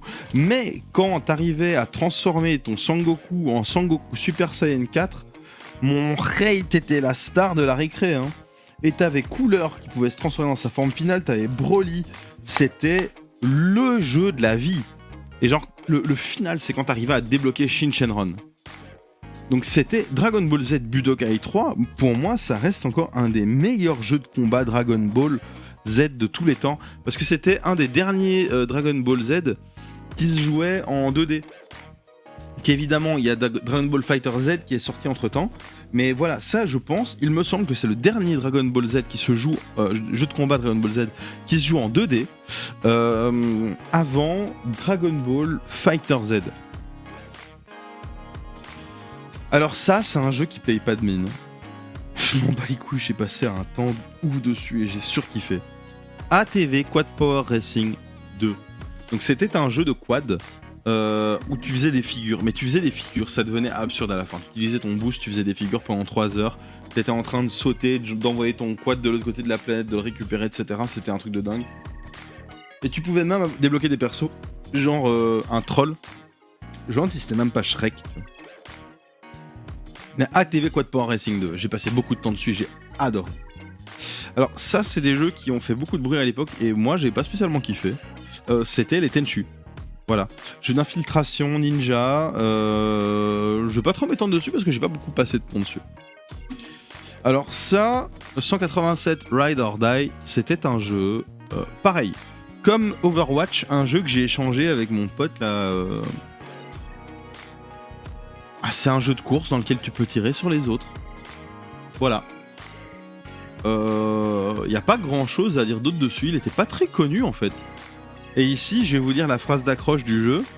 Des guns, du chrome, du son, 3 petits points. L'enfer de la rue t'attend dans une course-poursuite sans merci. Où jouer des flingues est une seconde nature pour toi. C'est beauf. Voilà, c'est écrit sur la jaquette, c'est écrit sur le front de la jaquette. Beauf. Les jeux sur lesquels j'ai passé le plus de temps dans ma vie et qui aujourd'hui m'a intéressé beaucoup à l'histoire de la Chine. Dynasty Warriors 4. Donc on commence avec la révolte des turbans jaunes et ensuite on continue avec la guerre des 3 royaumes, donc les Wu, les Wei et les Shu. Avec évidemment tout son lot de péripéties, de combats avec Lu Bu, le guerrier légendaire, avec Liu Bei, avec Cao Cao, avec tous ces personnages légendaires de l'histoire de la Chine. Dynasty Warriors 4, c'est un jeu qui m'a fait rêver. J'ai joué des heures et des heures dessus. J'ai joué avec ma sœur, qui était pas spécialement gameuse, mais qui... Même elle, ce jeu, c'était... Autre jeu sur PS2 sur lequel j'ai passé un temps dingue. Def Jam Fight for New York. Donc Def Jam est un des labels les plus gros dans la musique hip-hop depuis de nombreuses années aujourd'hui. Et donc ils ont sorti leur Def Jam Fight for New York, dans lequel tu incarnais un personnage qui rentrait dans le club de boxe de... Alors je ne sais plus qui était le chef de ton club, mais le chef du club adverse, je crois que le chef de mon club c'était Xzibit. Ou Method Man. C'était Method Man, je pense. Method Man. Il y avait Method Man et Redman, pour commencer. Les adversaires, tu avais Snoop Dogg, il y avait Busta Rhymes, il y avait Carmen Electra dans les meufs, Il y avait Danny Trejo, qui est toujours dans les bons coups, Danny Trejo, Elephant Man, Ghostface Killah, c'est l'école, hein, l'époque, hein. Fat Joe, c'était un des seuls rappeurs blancs respectés en dehors de Eminem à l'époque. Ice-T, Lil Flip, Lil Kim, Ludacris, Method Man, Omar Epps, Sean Paul, tu pouvais incarner Sean Paul dans le jeu et tu avais évidemment le grand méchant, c'était Snoop Doggy Dogg, qu'est-ce qu'on attend? Def Jam Fight for New York. C'est celui-là peut-être que je le ferai en live dans mes lives des vieux cons parce que honnêtement c'était un jeu à l'époque, voilà. Spartan Total Warrior, c'était un beat'em all trop stylé. T'es un Spartiate et tu tapes la terre entière, voilà, c'est tout. Tu vas dire de plus? T'es un Spartiate, tu pètes la terre entière. Spartan Total Warrior. C'était incroyable. C'était incroyable. Un jeu Sega sur PS2. Évidemment, les Gran Turismo avec, à cette époque-là, Gran Turismo 4. J'ai plus Gran Turismo 3. Mais avant Gran Turismo 4, évidemment, sur PS2 est sorti Gran Turismo 3. Gran Turismo 4... Voilà, les Gran Turismo, c'est les jeux de simulation, hein, de course. Dragon Ball Z, Budokai Tenkaichi. Le tout premier Dragon Ball Z 3D, où tu voyais ton perso en troisième personne, et t'avais une map. Donc c'était avant les Naruto Storm. Donc au final, c'est un des premiers jeux de combat à faire ça, à avoir une espèce de vue 3D, et en plus t'étais littéralement sur de la 3D. Parce que dans Dragon Ball, tu voles. Donc vraiment, tu devais aussi gérer la hauteur, etc. C'était incroyable. Franchement, pour l'époque, c'était incroyable Budokai. Mais moi, j'étais deg qu'ils avaient pris cette direction parce que Budokai Tenkaichi 3, c'est mon Dragon Ball préféré. Et du coup, ils ont arrêté de faire ce truc 3D. Mini pause, je re-range mes jeux dans mon armoire. Parce que là, j'ai fait le tour des jeux qu'il me reste sur PS2. J'ai failli oublier de montrer les jeux sur lesquels je fais des lives pour l'instant. Tête de linotte. Évidemment, le retour du roi sur PS2. Le Seigneur des Anneaux, le retour du roi. Moi, j'étais pas prêt. J'y ai joué avec ma sœur parce qu'en gros, dedans, et donc j'ai même encore les codes de triche et tout imprimés, hein. Comme pour San Andreas. À l'époque, donc le jeu, tu commences avec Gandalf. C'est pas un niveau qui se joue à plusieurs. Mais après, tu passes sur Aragorn, Legolas, Gimli. Tu peux jouer à deux. L'un prend un perso, l'autre prend l'autre perso. Je me rappelle, moi je prenais Aragorn, ma sœur prenait Legolas. Donc elle faisait les dégâts à distance, je faisais les dégâts au corps à corps, et ça se passait trop bien. Franchement, avec ma sœur, j'ai joué à beaucoup de jeux et on s'est vraiment bien marré.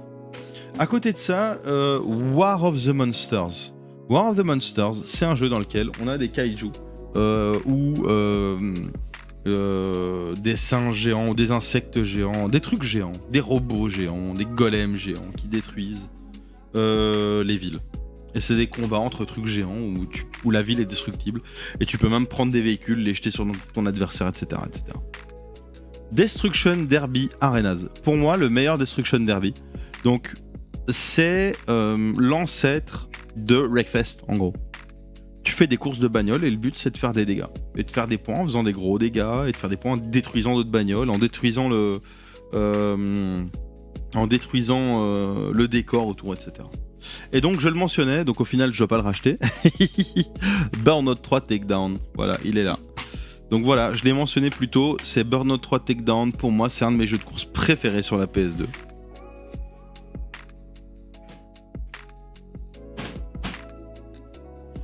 Alors, je mets la petite PS2 dans le décor derrière, évidemment.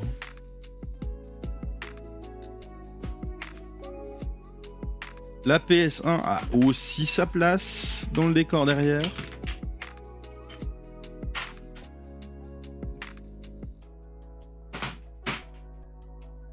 Alors, pour la PS2, il me reste ceci. C'est une manette officielle, mais transparente bleue. J'ai trop la haine, je suis plus à manette noire. Ça fait mal de plus avoir la manette originale. La PS3. La PS3, malheureusement, elle est pas suffisamment rétro et elle est pas suffisamment pas rétro. Évidemment avec les stickers de la Gamebox, la gamebox.be, allez toujours check évidemment, on plug ses e-shops. Voilà. J'ouvre la petite boîte. Alors j'ai rangé ça de manière très précautionneuse évidemment. La PS3 avec... Donc la PS3, j'ai pas beaucoup exploité ma PS3 parce que j'avais un PC gaming à l'époque en plus de ma PS3. Donc via le boulot de ma mère, j'ai réussi à obtenir un PC d'une valeur de genre 2000 balles pour genre 700 balles à payer 15 € par mois pendant 2 ans. C'était incroyable comme offre. Et donc pour l'époque, c'était un PC de ouf. Je vous dis la config, vous moquez pas, mais pour l'époque, c'était incroyable. J'avais un i7, mais qui cadençait genre max à 2.5. J'avais 16 Go de RAM. C'était du jamais vu, c'était même inutile pour l'époque. Et j'avais une Nvidia GTX 260. Mais 260, je faisais tourner Total War Shogun 2 max et j'en bouchais un coin à mes potes. Dont évidemment les modérateurs de cette chaîne, Pavel Sussex, Craft 226. Alors, ici, bon, j'ai les jeux qui sont au-dessus de la console, donc on va commencer par les jeux. Introduction d'une licence MotorStorm avec la PS3. MotorStorm m'a fait beaucoup marrer. D'ailleurs, il se peut que je fasse du MotorStorm dans mes lives bagnoles au final. Ça s'y prête? On détruit les bagnoles et tout. C'était cool MotorStorm. Ah, voilà. God of War 3 était bel et bien sur PlayStation 3, donc toujours Kratos vénère sur les dieux, il a décidé de buter la moitié de l'Olympe. Non, l'entièreté de l'Olympe, qu'on se le dise. Dans God of War 3, il me semble qu'il finit par buter Zeus, non? Je sais même plus. Mais voilà, God of War 3. Donc cette licence, toujours un gros classique des licences exclusives PlayStation. Sleeping Dogs. Donc Sleeping Dogs se voulait... Donc voilà. On a parlé des GTA. Les GTA sont incroyables. C'est la base. On le sait, voilà. Le problème des GTA, c'est qu'ils veulent tellement bien faire qu'ils te sortent un GTA tous les je ne sais pas combien d'années. Et donc en attendant, de temps en temps, on te sort... Il y a un éditeur qui vient avec un jeu et ils te disent « Ah vas-y, c'est comme un GTA ». Et donc Square Enix a sorti Sleeping Dogs. Évidemment, c'est pas un GTA, mais il était cool quand même. Parce qu'en gros, c'est au Japon, arts martiaux, etc. etc. Tu connais. Donc un open world. J'ai également Metal Gear Solid Revenge. Alors... Il faut que je me remémore, parce que de nouveau, j'ai pas passé énormément de temps sur cette console, parce que j'avais le PC. Et donc, en gros, c'était un jeu de la licence Metal Gear, mais tu jouais... Je sais plus comment il s'appelle, mais c'est genre... c'est complètement différent. C'est un cyborg très... L'esthétique est très japonaise. Et t'as un cyborg et tu détruis des mechas, etc. quoi. Donc ça n'a rien à voir avec les Metal Gear Solid qu'on connaît.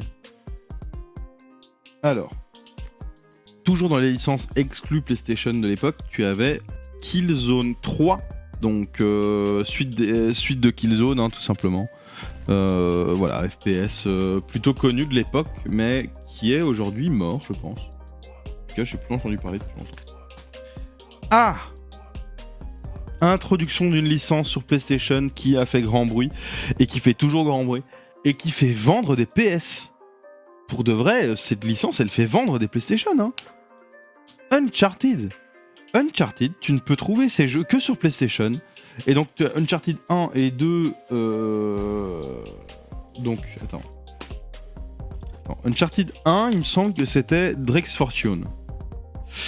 Drake, c'est Nathan Drake, c'est le personnage. Uncharted 3, c'est Drake's Deception. J'ai peut-être Uncharted 2, je le verrai plus tard peut-être, mais voilà. Les Uncharted, c'est grosse licence d'action-aventure. Ils sont incroyables. Franchement, en termes de prise de relève de Lara Croft, de Tomb Raider, Uncharted, Merci les gars, merci Naughty Dog. Merci Naughty Dog, ces jeux sont incroyables.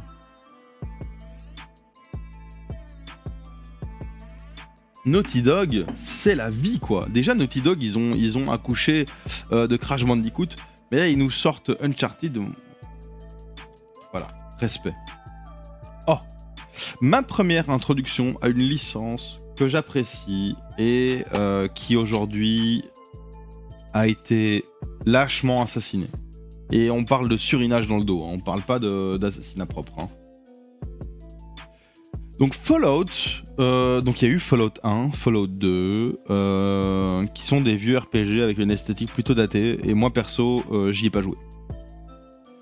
Fallout 3 a fait énormément d'émules, et les critiques sont dithyrambiques sur ce jeu, et évidemment, je l'ai, me semble-t-il. Je l'ai probablement, il faut juste que je regarde, mais je l'ai probablement. Et voilà, Fallout... Ah voilà, il est là. Fallout 3. Donc Fallout 3, les critiques sont dithyrambiques, le jeu est exceptionnel, blablabla. Mais moi, perso, celui qui m'a vraiment marqué, c'est Fallout New Vegas. Avec ses musiques des années 30-40, là... Son esthétique, là, t'es au Nevada, t'es dans le désert, c'est... Trop cool. C'est trop cool. Donc moi, en plus, pour le boulot, j'ai dû pas mal voyager à Las Vegas, etc. Bah, New Vegas... Tu vois, là, au final, là, dans le fond, c'est Las Vegas, mais Las Vegas, genre... post-apo, quoi. T'as la tour du... La stratosphère, etc. Non, trop cool. Dans le désert et tout, trop bien. Fallout New Vegas, pour moi, le meilleur Fallout. Après ça, il y a eu Fallout 4, sur PS4. Donc, j'y ai joué, je l'ai fait. J'ai passé un bon moment, même si c'était dur après Fallout New Vegas. Et puis il y a eu Fallout 76, là où je sais pas quoi, ils m'ont perdu. Alors, une licence qui est morte, étouffée dans son œuf, qui pourtant avait un petit potentiel. Mod Nation Racer. Donc là, en fait, le principe, c'était de faire un Mario Kart sur PlayStation. Hein. Ça a toujours été un petit peu l'idée. C'est d'essayer de trouver un Mario Kart à foutre sur PlayStation. Donc ça a été les Crash Team Racing pendant tout un temps. D'ailleurs, les Crash Team Racing continuent à sortir. Il y en a un qui est sorti il n'y a pas très longtemps. Mais à ce moment-là, c'est Mod Nation Racer qui est sorti. Et Mod Nation Racer, ils avaient tout basé sur la customisation. Tu pouvais customiser ton perso, customiser ta voiture, mais à foison. Ça n'a pas marché. Moi, je l'ai trouvé fun. Je me suis très très bien marré sur Mod Nation. Mais clairement, à l'époque, sur la Wii, je jouais à Mario Kart et il n'y avait pas photo. Je passerai sur la Wii le jour où je ferai un live des vieux cons sur les Nintendo. Pas de soucis. Ici, c'est le jeu qui m'a introduit à la licence. C'est une licence que je kiffe encore aujourd'hui. Et je comprends qu'elle ne plaise pas tant que ça. Far Cry. Far Cry d'Ubisoft, c'est une licence FPS, open world, un peu devenu mainstream au final parce qu'il recycle évidemment une recette éprouvée. Cette recette a été éprouvée par Far Cry 3. Far Cry 3 était incroyable. Far Cry 3, t'es sur une île tropicale et ce qui évidemment fait toute la saveur de Far Cry 3, c'est Vaas, son méchant principal. Je vous invite évidemment à aller mater. Alors, je pense qu'on peut les trouver sur YouTube. C'est Far Cry. Far Cry.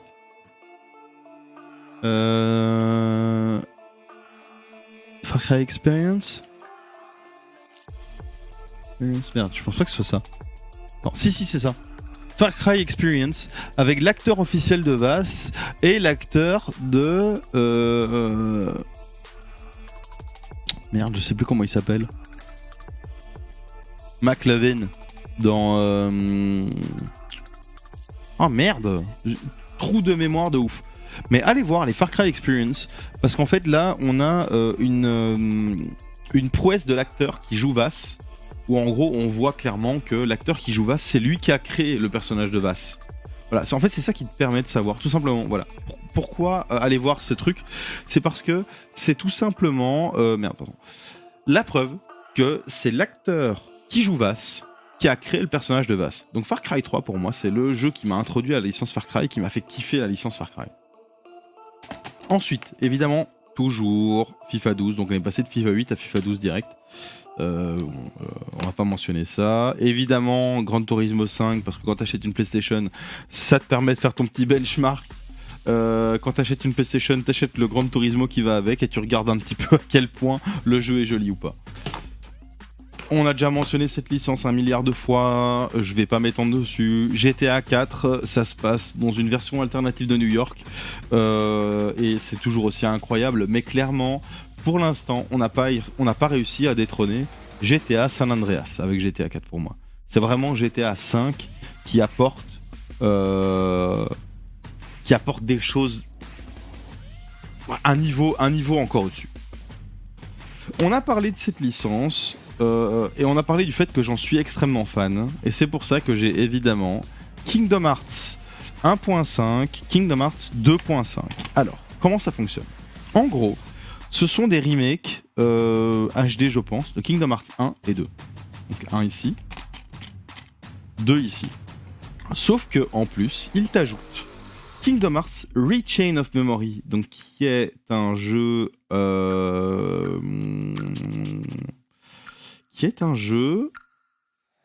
Chain of Memory, c'est un jeu Game Boy Advance. Et il y a Kingdom Hearts 350/2 Days, qui est un jeu Nintendo DS, me semble-t-il. Donc vraiment, le but est de découvrir l'histoire de Kingdom Hearts. Et en gros, ils te disent, ok, on se rend bien compte que c'est compliqué d'acheter Kingdom Hearts 1, 2 sur PS2, Chains of Memory sur Nintendo DS, GBA, 358/2 sur Nintendo DS, Birth by Sleep sur PSP, et Recoded sur Nintendo 3DS. Donc, je pense que c'est sur Nintendo 3DS, je suis même pas sûr. Et en gros, après, ils ont même sorti un jeu sur smartphone qui influe sur l'histoire. Donc tout ça est canon. Tous les jeux sont canons. Et donc en gros, ils t'ont dit, bah, tu sais quoi, vas-y, prends 1.5, 2.5, et là-dedans, t'auras absolument tout ce qui se passe du jeu PlayStation 2 Kingdom Hearts 1 au jeu Nintendo 3DS coded. Ensuite, tu as le Kingdom Hearts 2.8 qui est sorti, et je pense que là, ils te mettent encore les quelques jeux qui sont sortis entre-temps, avec évidemment les cinématiques qui te permettent de comprendre, avant de commencer le Kingdom Hearts 3 qui est sorti sur PS4. Bon, alors celui-là, voilà, un jeu Lego Hobbit. Toujours, moi, je trouve toujours très drôle les jeux Hobbit. Ce qui est cool, c'est que la difficulté est plutôt faible, donc tu peux facilement jouer avec des enfants. Donc pour jouer en multi avec des enfants, prends les jeux Lego avec une licence que tu kiffes. Tu vas pouvoir parler sur la licence que tu kiffes, mais surtout tu vas pouvoir jouer avec le gamin, l'aider sans qu'il s'en rende compte, parce qu'au final le jeu est très simple. C'est cool. Moi je dis les Lego pour les gamins, c'est vraiment chouette. Toujours dans une licence dont on a déjà parlé et que je kiffe, God of War Ascension, donc qui suit le God of War 3. C'est God of War, c'est Kratos qui veut sortir des enfers ou du purgatoire, je ne sais plus. Il est poursuivi par les harpies et son but est de revenir dans le monde, si je me souviens bien. C'est ce qui précède God of War 4, évidemment. NBA 2K 8, c'est même pas un NBA 2K, parce que c'est encore... c'est même pas encore chez 2K. Donc c'est NBA 2008 en fait. C'est FIFA mais avec du basket. On a parlé de cette licence déjà plein de fois. Je vous ai montré GTA Vice City Stories, GTA San Andreas, GTA Vice City, GTA 4, GTA 2. Et si on a GTA 5. GTA 5, c'est un peu la consécration du truc. C'est ce qui a permis à GTA de devenir l'un des jeux les plus rentables du monde avant que Fortnite ne déboule. Avec le GTA Online. GTA 5, il est vraiment bien. D'ailleurs, aujourd'hui, la plupart des gros streamers francophones sont en train de faire un GTA RP sur ce jeu. Je crois que c'est Zerator qui a lancé l'initiative. Ce jeu est incroyable. Ce jeu est le digne descendant de GTA San Andreas, c'est tout. Et maintenant, ici, une licence de jeu de combat qu'on n'a pas vue encore dans ma collection, et pourtant qui a fait grand bruit. Donc à l'époque, dans les licences de jeux de combat sur PlayStation 2, il y avait Dead or Alive, il y avait les Mortal Kombat classiques, il y avait Virtual Fighter, qui est mort aujourd'hui. Alors, il y a des trucs un peu obscurs, genre King of Fighter, que j'ai jamais suivi, je sais même pas si ça existe encore, et je sais qu'il y a les Capcom et tout aussi qui étaient sortis. Mais un des jeux qui avait très bien marché, c'était Soul Calibur. Et ici, j'ai Soul Calibur 4. Et oui, chaque Soul Calibur avait pour particularité d'avoir un guest propre à la console. Donc sur Soul Calibur 2, les guests étaient plutôt particuliers dans mes souvenirs, parce que sur Soul Calibur 2, il y avait alors sur PlayStation comme guest sur PlayStation 2 le fighter de Tekken avec les cheveux, le vieux avec les cheveux en pique derrière là, je sais plus comment il s'appelle. Sur Nintendo GameCube, le personnage guest était tout simplement Link. Qu'est-ce que tu veux faire de mieux? Donc Soul Calibur était un jeu qui se dont la particularité était que les protagonistes portaient des armes. Donc on se battait avec des épées, etc. Et en fonction du personnage, évidemment, il avait une arme différente et donc il avait un gameplay complètement différent. Certains persos avaient des lances, certains persos avaient des dagues, certains persos avaient d'énormes épées, etc., etc. Soul Calibur sur Xbox, et on en a parlé plus tôt. Je suis en train de faire des liens, mais c'est même pas prévu, c'est incroyable. Soul Calibur 2, le personnage guest sur Xbox, n'était nul autre que Spawn. Le Spawn de Tom McFarlane, de Toby McFarlane, attends, comment il s'appelle? McFarlane. Todd. Le Spawn de Todd McFarlane. Ensuite, Soul Calibur 4 est sorti, évidemment, sur cette génération de consoles, mais pas sur Wii. Pareil, évidemment, voilà, Nintendo avait décidé de prendre un chemin complètement différent de la PlayStation et de la Xbox. Et donc on avait Soul Calibur 4 avec Darth Vader sur PlayStation 3 et Yoda sur Xbox. Alors, on peut pas passer sur la PS3 sans monter la console, évidemment. Là, on a fait le tour des jeux que je possède. Donc, les manettes, une transparente, une officielle, classique. Alors, moi, je rigole pas avec mes consoles. Donc, voyez un petit peu comment je les emballe après les avoir nettoyées avec précaution. Donc ici, on a évidemment du papier bulle. Hop. Et la PlayStation 3 qui était gigantesque. Et qui est encore énorme aujourd'hui. Évidemment, on parle pas de la PS5. Je vous vois venir, la PS5 est bien évidemment encore plus grande. Mais la PS3 était déjà énorme pour l'époque. Donc ici on a une PS3 flambant neuve qui fonctionne encore parfaitement avec toutes les sauvegardes de mes jeux dedans et ça me fait tellement zizir de l'avoir gardée. Alors jusqu'ici, pour moi elle avait plus sa place dans mes étagères étant donné que j'avais dû faire de la place pour mettre d'autres choses dans d'autres étagères. Et je vais la remettre dans l'étagère parce que j'ai pour plan de mettre une deuxième étagère ici avec d'autres trucs, des jeux de société, des livres. J'ai pas la PS Vita. Et j'ai la PS4 en bas. Comme je le disais avant, j'ai pas envie de commencer à bouger tout.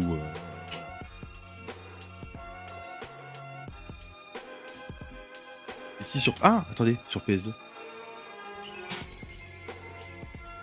Donc j'ai montré la licence plutôt sur PSP, mais sur PS2, j'ai oublié de montrer Battlefront 2, évidemment, jeu sur lequel j'ai passé un temps dingue. Trop cool. Donc même principe que les Battlefront. Cette licence a tellement bien fonctionné, donc avec Battlefront Elite Squadron sur PSP, Battlefront 1 et Battlefront 2 sur PlayStation 2, que EA a décidé de ressortir cette licence des cartons.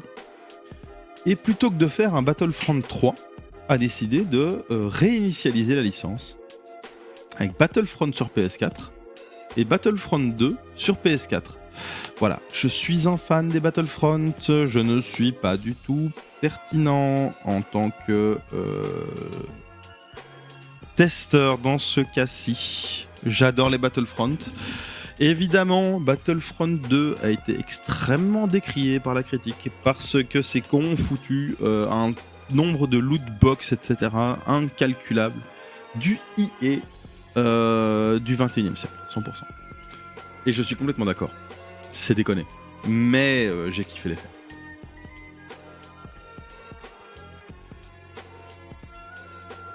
Ils sont juste trop cool. Moi j'ai kiffé l'effet. Bon. Ça c'est pour les Battlefront.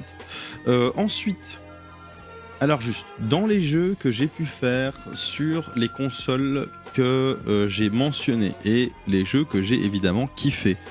Alors, je vais directement aller sur ROM Station. Comme ça, je télécharge les jeux que je vois et qui me font envie. Alors, de toute façon, il y a un jeu que j'ai en tête, que j'ai envie de reprendre. Voici ROM Station. Je vous le dis, si vous voulez choper des ROM de jeux PlayStation 2, c'est un excellent site. Ici, je peux aller, donc c'est une application à télécharger et installer. Je peux aller sur PlayStation par exemple, et ici, voilà, on a Yu-Gi-Oh!, Suikoden 2, évidemment Final Fantasy 7 que j'ai, je le rappelle, Final Fantasy 9 qui est très bon, Crash Bash que j'ai, je le rappelle. Crash Bandicoot 3, voilà, qui est excellent. Final Fantasy 8, Tomb Raider 1 que j'ai, je le rappelle, Tekken 3, Crash Bandicoot 1, Rayman, Crash Team Racing, etc., etc., etc., etc. Voilà, plein d'excellents jeux. Harry Potter à l'école des sorciers que j'ai, je le rappelle. Voilà, ici, moi je conseille. Je peux pas conseiller. Pour toutes les villes du monde, etc. Parce que, évidemment, j'ai pas été chercher ça dans d'autres villes. Mais pour les Bruxellois qui regarderaient, on sait jamais. Il existe Place à Naissance, le magasin All Star Game. Et juste à côté, en fait, t'as le pêle-mêle. Donc, faut aller là pour trouver les jeux et vraiment se refaire une collecte. Moi, c'est un plaisir. En fait, honnêtement, c'est un plaisir. Ah, il est là! Ça! Toy Story 2, c'est celui-là, Buzz à la rescousse. Ça, c'est le jeu, c'est un des premiers jeux que j'ai joué sur PlayStation, où c'était mon jeu à moi. Je me rappelle très bien, je l'ai reçu à Saint-Nicolas d'un de mes oncles. Toy Story 2, excellent. Non, je peux pas dire ça. Pas excellent, mais cool. Cool. Ensuite, donc PlayStation 2. Voilà. PlayStation 2, on a évidemment Tenkaichi 3. De nouveau, donc c'est les Tenkaichi. Donc c'est pas Budokai 3, c'est Budokai Tenkaichi 3. Donc les Budokai Tenkaichi, c'est les Budokai 3D, où on est en troisième personne. Donc Budokai Tenkaichi 3, c'est le dernier qui est sorti sur PS2. On a Final Fantasy X, Grand Theft Auto San Andreas, Tenkaichi 4. Eh bien, je pensais que le 3 était le dernier, mais de toute évidence, le 4 est sorti après. Need for Speed Underground 2. Alors, on peut voir, voilà, que Need for Speed est devant Burnout. De nouveau, voilà, j'ai pas trop pigé. Need for Speed Underground, pour moi, c'était le truc des beaufs qui tunaient leur bagnole, alors que Burnout 3 Takedown, c'était les skills. Tu as Gran Turismo 4, Budokai 3, Ratchet & Clank, Need for Speed Most Wanted, Def Jam Fight for New York. Donc il y a quelques titres que dont vous avez déjà entendu parler ici, hein. Kingdom Hearts, Ratchet & Clank 3, voilà, God of War, Jack and Dexter. Donc c'est tous des jeux qui sont évidemment excellents. Alors, dans les jeux que j'ai fait quand j'étais plus jeune et que j'adorerais refaire aujourd'hui, donc par exemple, ce serait con de prendre les Crash Bandicoot. Parce que les Crash Bandicoot, ils ont sorti un remake HD sur toutes les consoles et même, je pense, sur PC. Mais voilà, je l'ai sur Nintendo Switch. Donc moi, ici, je compte acheter un de ces quatre, un boîtier de capture ou alors une carte d'acquisition pour tout simplement pouvoir streamer ma Switch. À ce moment-là... pas nécessaire de racheter ce jeu ou de même de le télécharger pour émulateur. Par contre, un jeu qui est plutôt de niche mais qui était incroyable, c'était Champions of Norrath. Champions of Norat, c'était un dungeon crawler. Action RPG, hein, dans l'univers de EverQuest. C'était très très cool.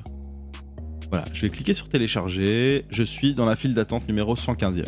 Donc, voilà, une fois que dans la file d'attente je passe devant, je téléchargerai. J'ai le temps. Je suis pas pressé du tout. Parce que je vais pas y jouer là maintenant. Mais la suite de Champions of Norat, c'était Champions Return to Arms. Et c'est le jeu sur lequel j'ai passé le plus de temps entre les deux. Et j'y ai énormément joué avec ma sœur notamment. Excellent dungeon crawler action RPG, t'appelles ça comme tu veux. Il était vraiment cool. Alors j'ai cru voir qu'il était sorti sur PC, donc peut-être que je vais tout simplement le télécharger sur PC, mais en tout cas, il était vraiment chouette. Donc c'était en gros dans l'univers d'EverQuest, et c'était... Alors dans mes souvenirs, il n'y avait pas de Diablo, genre sur PS2. Donc si vous voulez jouer à ce type de jeu, c'était les Champions.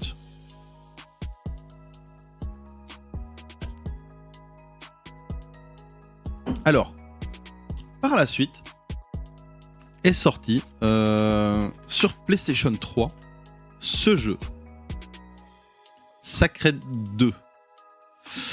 Sacred 2 et Sacred 1 aussi, je pense. Sacred 1... Ouais, mais je pense... Attends, j'ai joué au 2 ou au 3, moi, je sais même plus. J'ai joué avec Ronoise sur PlayStation 3. Je pense que c'est Sacred 2. Mais voilà, pareil. Le même genre de jeu. Un hack and slash à la Diablo. Et dans la même veine, sur lequel on s'est bien marré, c'était Titan Quest 2, me semble-t-il. Également, très chouette jeu, où au final, quand tu joues en multi, le but est de récupérer les loots le premier. Franchement, des barres de rire, comme on dit. Très cool jeu. Je dois dire, très cool jeu. Moi ici, j'ai montré ma petite collecte qui fait vachement plaisir et que je kiffe. Donc ça, c'était les streams vieux con PlayStation. Je vais évidemment faire des streams vieux con Nintendo, sachant que moi, mes consoles Nintendo, c'est Game Boy et Wii. C'est les consoles sur lesquelles j'ai passé le plus de temps avec la Switch. Mais je ferai un tour de ma collecte. Évidemment, j'ai du rétro, j'ai du moins rétro. Voilà. Je ferai également une rétrospective Sega, et on peut voir ici au-dessus déjà des petites prémices de Sega. Sega, c'est la vie.